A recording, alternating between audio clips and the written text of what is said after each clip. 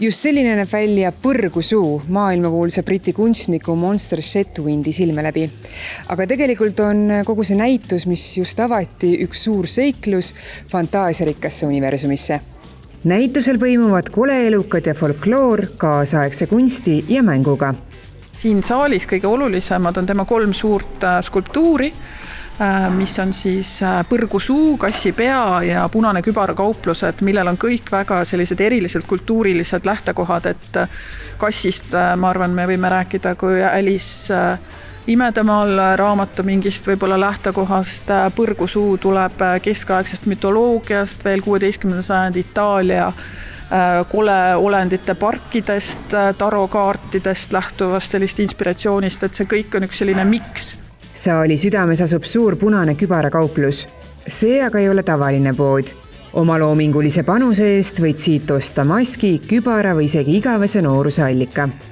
Plus siin võib igaüks teha endale kübara, maski, peaehte ja selle kaudu siis võtta endale võib-olla mingit teist rolli, mida me iga päev ei taha võtta või ei ole harjunud võtma või me ei mõtle sellele, et siin ruumis on see mängul, koos loomisel, ühistel kohtumistel tegelikult ka siin me julgustame siin korraks istuma, suhtlema teiste külastajatega, võib-olla leidma aega midagi ise teha ja selle kaudu avastada siis endas võib-olla asju, mida ei ole pikalt märganud.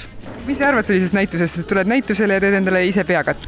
See on nagu, ütleme, et see on minu jaoks nagu väga äge, et see on nagu, saad ise midagi enda kätega teha selles näituses ja see teeb nagu selle mitu korda huvitavamaks, nagu 10 korda huvitavamaks. Näitusel otsitakse vastust ka küsimusele, kus Eesti kollid võiksid elada. Nimelt saavad lapsed võimaluse ise ehitada üks kollikodu. Siis iga päev, iga nädal, iga kuu on see täiesti uus ja täiesti erinev. Praegu on võimalus algust näha ja algust teha, aga see on suur muutuste protsess, ehk siis laste oma looming, mida nad arvavad, et missugune võiks üks kollikodu olla.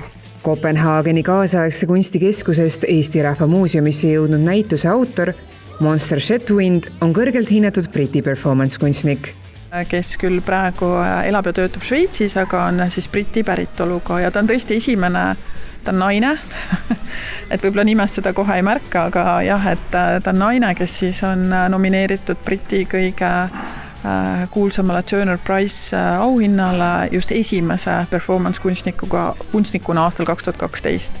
Näitus jääb avatuks 24. jaanuarini.